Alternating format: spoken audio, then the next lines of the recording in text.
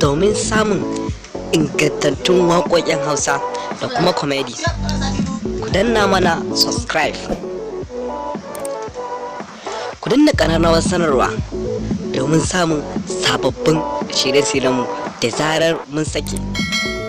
Mun gode da zaɓar tashar Ana Tare Comedian Group TV.